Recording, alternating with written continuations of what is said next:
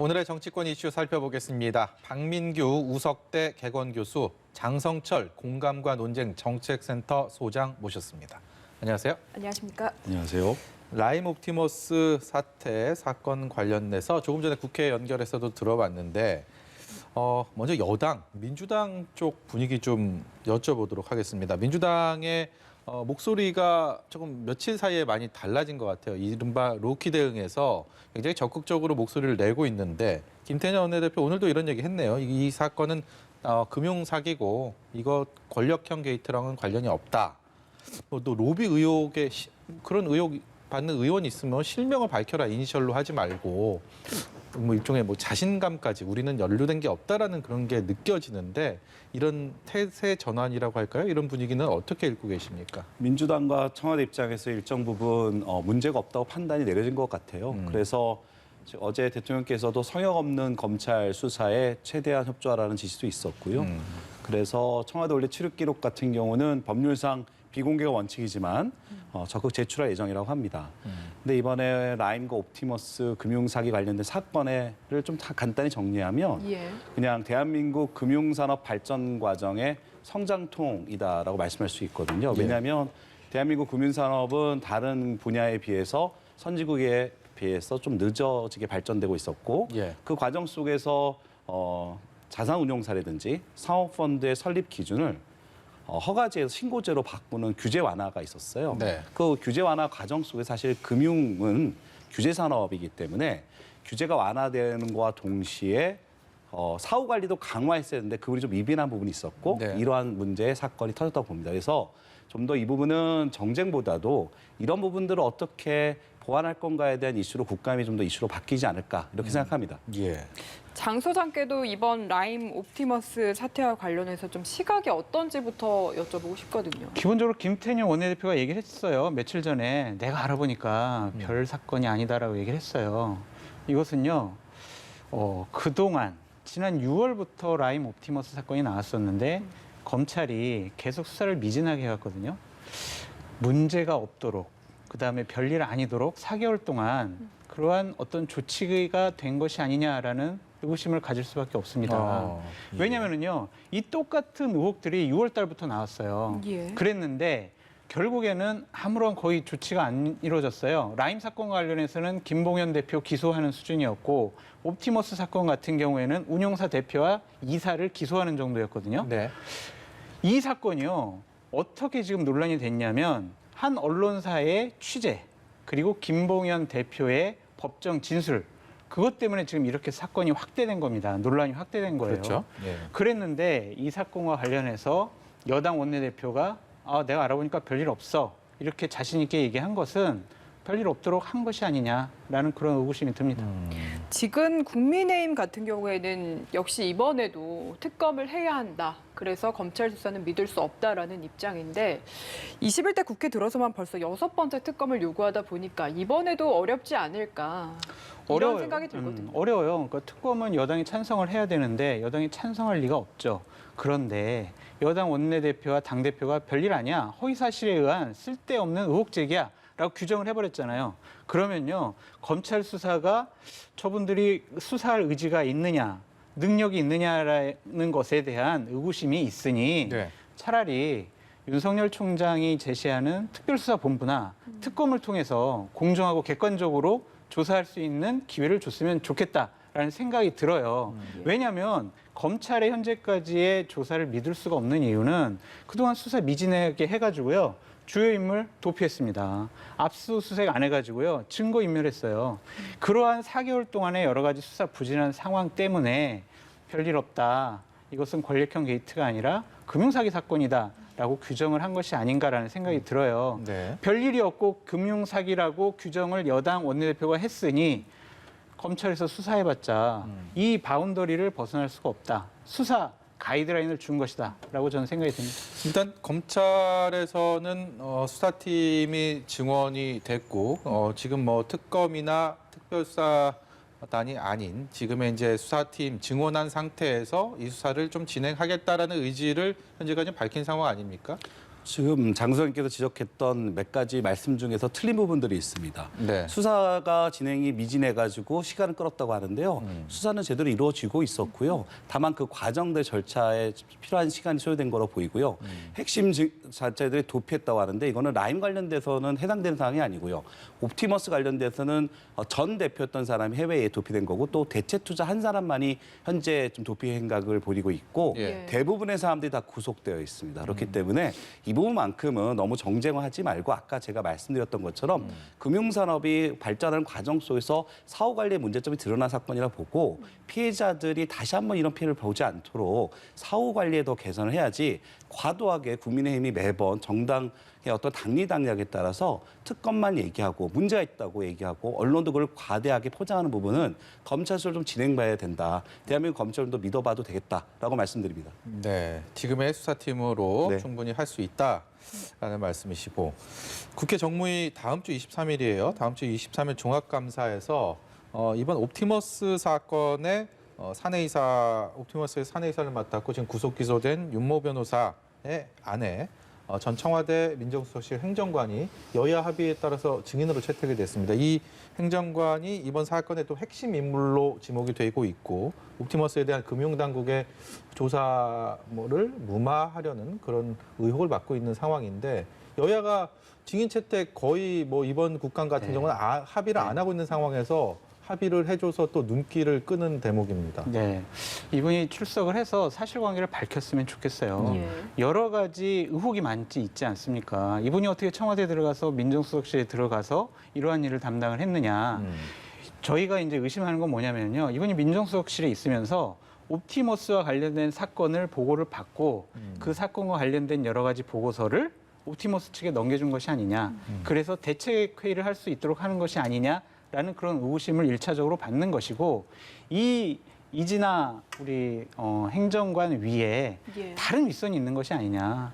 어떻게 행정관 수준에서 이러한 사기 사건이 이렇게 무마되고 어떻게 무마되려는 시도를 할 수 있었겠느냐라는 네. 그런 의구심이 있는 거거든요. 네. 라임 사건의 예를 하나 들어볼게요. 금감원에서 청와대에 파견된 김모 전 행정관이 있어요.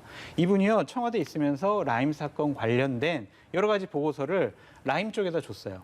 그래가지고 지난 18일 날 지난달 18일 날 징역 4년을 선고받았거든요. 예. 청와대에 있는 사람들이 이러한 일을 했습니다.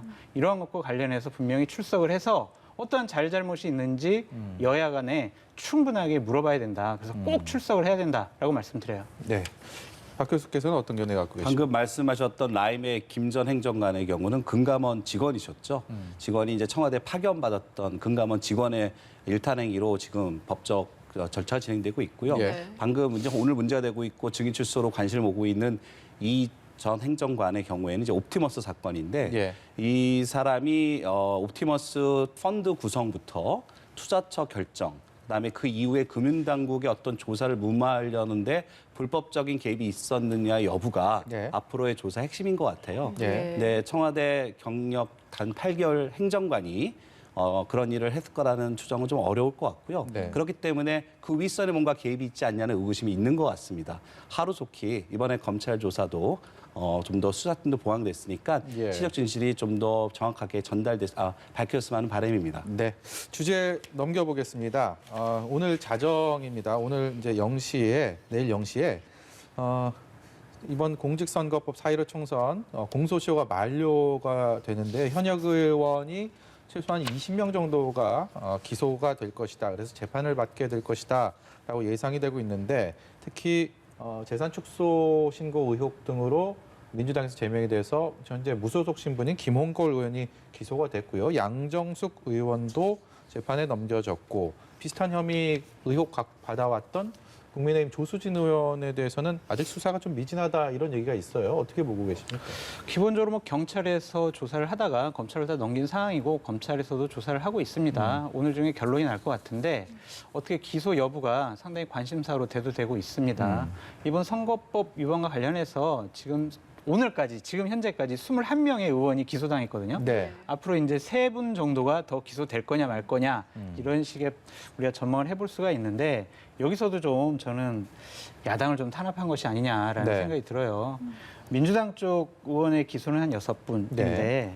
야당 쪽 국민의힘은 10분이에요. 네. 물론 이렇게 산술적으로 비교하는 것은 좀 제가 억지를 부리는 것일 수도 있겠지만 동일선상에서 여러 가지 놓고 봤을 때 상당히 여당 쪽은 봐준 것이 아니냐라는 그런 생각이 드는 것들이 있습니다. 예. 예를 한번 들어볼게요. 고민정 의원 같은 경우에는요. 선관위에서 고발한 사건이에요. 선관위에서 고발한 사건을 무혐의 처리를 했어요. 예. 예. 이건 있을 수 없는 일이에요. 선관위를 완전히 바보로 만들어 놓은 거거든요, 검찰이. 그러니까 이렇게 검찰이 여당 의원은 좀 봐주려고 한 것이 아니냐라는 비판으로부터 개인적인 의견. 예, 개인적인 의견이죠. 이러한 비판으로부터 자유로울 수가 없다라는 점을 좀 지적해 드리고 싶습니다. 예. 네, 그 민주당 정정승 의원 이야기를 좀 해봐야 될 것 같은데 4.15 총선에서 회계 부정 의혹 받아냈고 역시 이 공직선거법 관련해서 오늘 공소시효 만료인데 지금 국정감사를 해야 된다라면서 국감장에 나타나고 검찰 조사에는 응하지 않은 상황입니다. 결국에는 그래서 체포동의안이 지금 관련해서 공직선거법 관련해서 말고 정치자금법 그리고 개인정보보호법 관련해서 위반 혐의는 아직 공소시효가 남아 있어서 만약에 검찰이 분리 기소를 한다면은 이제 국감 후에 본회의를 열어서 처리가 가능하지 않겠냐라는 의견도 있어서 이 가능성은 좀 어떻게 보시는지 궁금하거든요. 예, 정정순 의원 같은 경우에는 이례적으로 체포동의안이 이제 네. 그 죄질의 특성상 제출된 상태고요. 당내에서 공식적으로 국회법 절차에 따라 진행하겠다고 얘기했습니다. 그 네. 말은 뭐냐면 국감 이후에 진행될 본회의 절차에서 체포동의안에 대한 표결을 진행하겠다는 뜻이거든요. 예. 그 표결의 찬반 여부를 떠나서 이 부분은 국민들 앞에 좀 떳떳하게 다가야 될 거라고 보고요. 정정순 의원이 그동안 검찰 조사를 피해왔다는 어떤 비난이 있었기 때문에 하루속히 본인이야 여러 가지 답답함이 있겠지만 검찰 출두해서 사실대로 소명해야 될 거라고 생각합니다. 장성철 소장 여기에 대해서 뭐 할 말씀. 짧게 드릴게요. 네. 이건 민주당이 좀 여러 가지로 뭐라고 해야 되나요? 좀 술수를 쓴 것이 아니라는 생각이 들어요. 말로는 출두해야지 우리 방탄국회 안 한다라고 했는데 그렇다면요 검찰에 출석하도록 설득을 했어야죠. 그게 집권 여당다운 모습이었는데 네. 말만 하고 행동으로 옮기지 않았다. 민주당의 행위는 비판받아야 마땅하다라고 말씀드립니다. 예. 국민의힘이 내년 4월 재보궐선거를 좀 일찌감치 준비하는 것 같았는데 그 과정 곳곳에서 잡음이 이어지고 있습니다. 일단 선대위 출범하는 분위기 좀 띄워보려고 했는데 좀 내용이 깊어지면서 오히려 뭐 김종인 비대위원장의 리더십이 과연 어떤가 여기에 대한 문제의식까지도 불거지는 상황이에요. 근데 이 부분 관련해서는 저 박가영 앵커님께서 궁금해하실 것 같아서 네. 제가 좀 내막을 좀 취재를 해왔습니다. 예, 그래서 저도 결론적으로 봤을 때는 그 김종인 위원장에 대한 어떤 견제라기보다는 김선동 전 사무총장의 일탈행위였다라고 아하, 보여져요. 예. 그러니까 예를 들면 제가 짧게 말씀드릴게요. 김선동 위원장이 사무총장이기 때문에 경선준비위원회의 위원장과 위원회 명단을 꾸려요. 그래서 유일호 전 의원을 이렇게 김종인 위원장한테 보고를 한 거예요. 자, 이렇게 해서 이분이 뭐 정상적으로 잘 관리할 거다, 공정하게 관리를 할 거다라고 해서 김종인 위원장도 오케이를 했어요. 예. 그래서 김종인 위원장이 유일호 전 의원에게 이거 좀 맡아달라라고 얘기까지 했고 허락까지 받은 상황입니다. 그래서 그 상황을 비대위 회의 때 올렸어요. 그랬더니 이제 비대위에서 난리가 난 거예요. 아니 김선동 사무총장과 유일호 전 의원은 특수관계다. 네. 청와대에서 같이 근무하고 되게 친한 사람이다. 근데 이런 사람을 경선관리위원장으로 해놓으면 서울시장에 출마하고 싶어하는 김선동 의원에게 유리할 수 있다. 네. 이런 것을 염두에 두고 김선동 사무총장이 유일호 전 의원을 경선관리위원장으로 추천한 거다라고 예. 한 거예요. 아. 그러니까 김종인 위원장이 아니다. 김선동 사무총장 서울시장 출마 안 한다고 했다. 비대위원들이 아니야. 알아보세요라고 했어요. 예. 그래서 김종인 위원장이 김선동 사무총장을 불러서 당신 서울시장 출마하려고 한다는 소문이 있는데 맞냐 그랬더니 그제서야 제가 좀 준비를 좀 하고 있습니다라고 얘기를 했대요. 예. 그래가지고 김종인 위원장이 불같이 화를 내면서 아니 어떻게 그렇게 생각하는 사람이 지금 경선관리위원회도 들어가고 위원장도 선임을 하냐. 이건 안 된다라고 해서 김종인 위원장의 결단으로 위원장이 김상훈 의원으로 바뀌어지고 네. 김선동 사무총장은 사무총장도 그만두게 된 거예요. 그러니까 이런 거지 이게 김종인 위원장의 리더십을 견제하거나 비판하려는 그러한 것은 아니다. 예. 김선동 사무총장의 일타령이다. 라고 말씀드립니다. 그렇게 따지면은 지상욱 여의도 연구원장 같은 경우에도 원래는 경선 준비위에 당연직으로 포함돼야 됐는데 이번에 빠지지 않았습니까? 그렇죠. 이거는 좀 어떻게 이해를 해야 그러니까 되는 이것도 건가요? 좀 잘못된 선택 같아요. 예. 그러니까 김선동 사무총장도 자기도 출마하려고 하는데 지상욱 의원도 지금 출마 의지가 있단 말이에요. 예. 나는 들어가고 지상욱 의원은 안 돼. 이건 말이 안 되잖아요. 여연 연구원장은요, 선거 관련된 여러 가지 전략이라든지 뭐 계획을 짜는 곳이기 때문에 경선준비위원회 같은 데는 당연직으로 꼭 들어가요. 그렇기 때문에 넣었는데 어쨌든 지상욱 의원도 출마할 의지가 있기 때문에 본인이 자진 사퇴를 했습니다. 예, 유독 좀 시간이 아직 많이 있는데도 좀 일찍 그리고 플레이어들이 정말 많이 이렇게 나서는 모습들 보이고 있는데 그만큼 내년 4월 선거가 정치적으로 상당히 중요한 의미가 있다 이렇게 볼 수가 있겠네요. 김종인 위원장이 내년 선거 준비를 좀 일찍 하기 위해서 경선준비위원회를 조기에 발족했는데요. 네. 예. 초기부터 큰 암초에 부닥쳐서 아주 위기에 봉착했다고 보입니다. 왜냐하면 사무총장이라고 하는 거는 보통 삼성 중진 의원이 하는데 김종인 비대위원장 입장에서 영남 중심 정도를 탈피하기 위해서 수도권 출신 원외인 재선에 김성수 사무총장을 임명했는데 임기 한 10개월 중에서 반 지난 이 시점에서 사퇴한 겁니다. 예. 그것도 이유가 본인의 선거 출마를 위해서라는 예. 논란까지 만들면서요. 지금 서울시장 후보로 당내에서 10명이나 후보가 난립하고 있거든요. 네. 지금 야당으로서 반사의 이익에 취해서 국민의힘이 너무 샴페인을 터뜨린 것이 아닌가 우려가 됩니다. 예, 어제였습니다. 이낙연 민주당 대표가 공수처가 들어설 예정인 건물을 찾았습니다. 여기에 뭐 추미애 법무장관도 함께 모습을 보였는데 이 자리에서 뭐 강행 처리하겠다라는 그런 가능성도 내비쳤다고 하는데요. 이를 두고서 여야의 목소리가 오늘도 이어졌습니다. 듣고 오시겠습니다. 열흘 남짓 남아 있습니다만 저희들이 기다리는 것도 한계가 있다는 것을 여기 와서 다시금 절감합니다. 볼썽사나운 일이 생기지 않도록 야당이 하루라도 빨리 적극적인 조치를 취해 줄 것을 촉구합니다. 어제 공수처를 돌연 방문해서 기다리는 것도 한계가 있다.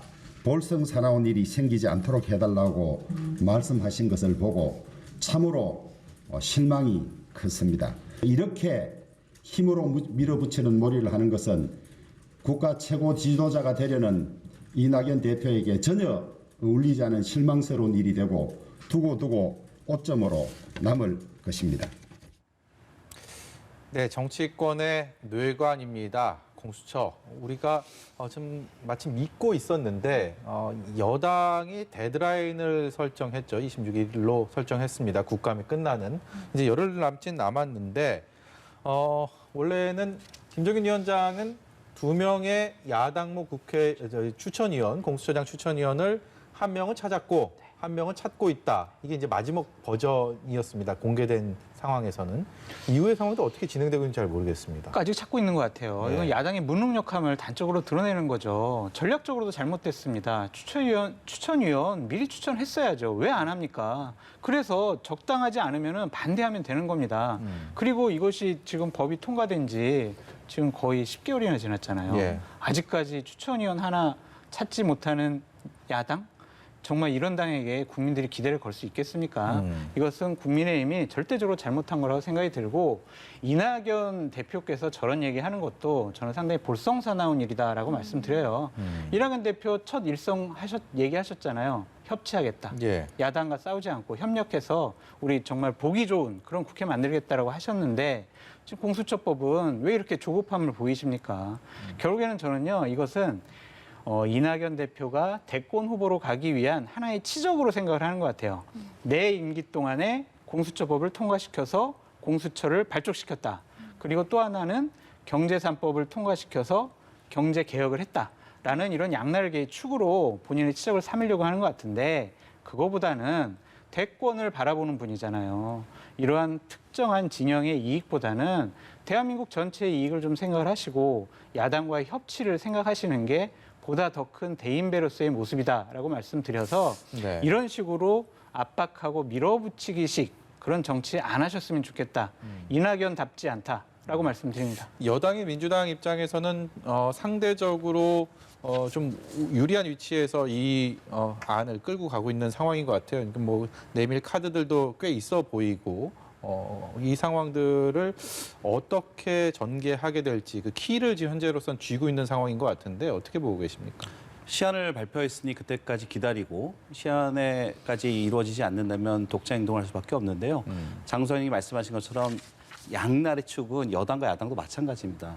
검찰개혁, 공수처 설치는 권력기관을 바꾸자는 국민의 명령에 따른 과제 중에 하나였거든요. 예. 그런데 이것이 너무나 과도한 정파적 이익에 따라서 정쟁화됐고 그것이 바로 국민적 손해로 가고 있거든요. 왜냐하면 이 국정감사 또 중요한 정기국회 시기에 이거 해묵은 이슈를 가지고 또 다른 정쟁으로 가게 된다면 정말 검찰을 포함한 여러 가지 사법제도의 개혁을 해야 되는 이런 과제가 뒤로 밀리게 됩니다. 네. 현재 지금 여러 가지 언론에 나오고 있지만 경찰과 검찰 간의 수사권 조정에 대한 중요한 이슈도 많이 진행되고 있는데 정부와 여당 측에서 네. 야당도 그 부분에도 참여해서 정말 국민들이 이해하고 인정하는 새로운 제도 개혁으로 하루속히 가길 바랍니다.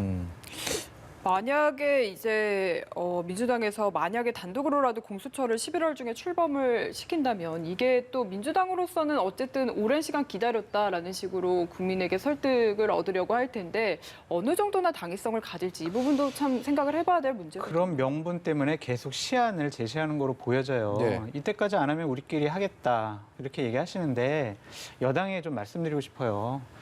상당히 많은 의석수 갖고 있고 아직도 지지율 높잖아요. 국민 다수가 많이 지지를 하고 있지 않습니까? 좀 넉넉하게 정치하셨으면 좋겠어요. 무슨 시한부 협상 이런 거 할 게 아니잖아요.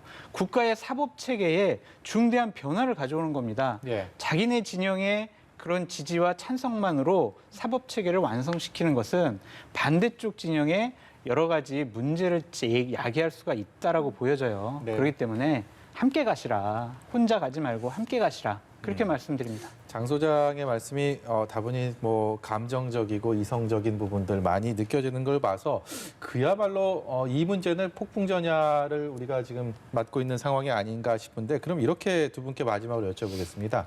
26일 이후에 그러니까 이달 말이나 11월 달로 넘어갈 수도 있겠지만 이 공수처법 관련해서 공수처 설치 관련해서 여야가 어떻게 풀어갈지에 대한 전망을 한번 여쭤보겠습니다. 어려운 질문이네요. 제가 먼저 좀 말씀드릴게요. 26일까지 시한을 제시를 했지만 그래도 얼마간의 시한은 더 줄 것 같아요. 그래서 뭐 11월 중에는 야당도 추천위원 추천을 해서 기본적으로 추천위원회를 일단 가동시킬 것 같습니다. 거기서 일단 야당은 본인들의 비토권을 충분히 행사를 해서 공수처가 출범하는 것을 최대한 좀 지연시킬 것 같다라고 저는 전망해 봅니다. 네. 예. 여당 입장에서는 예산안 통과가 중요한 제일 과제거든요. 그거에 걸림돌이 될 만한 이슈를 만들려고 하지 않을 겁니다. 그래서 국민의힘이 추천위원을 할 때까지 조금 더 기다리는 여당다운 모습을 좀 보이지 않을까 이렇게 생각해 봅니다. 지금 뭐 그런 발의돼 있는 개정안 같은 경우는 당분간은 그걸 건드리거나 표결 처리하지는 않을 것이다. 여기는 뭐 상임 동의하시나요? 자체로 26일 이후부터 진행을 하겠죠. 하지만 네. 상임위가 진행된다고 바로 본회의에 회부되는 건 아니니까 네. 그 시간 타이밍에 무언가 협상이 이루어질 거라고 생각합니다. 예, 저희 정앵커님 저희 전망이 틀리더라도 너무 꾸짖지 마세요. 기억하고 있겠습니다. 예. 오늘 말씀은 여기까지 듣도록 하겠습니다. 지금까지 박민규 우석대 개관교수, 장성철 공감과 논쟁 정책센터 소장입니다. 고맙습니다. 잘 들었습니다. 감사합니다.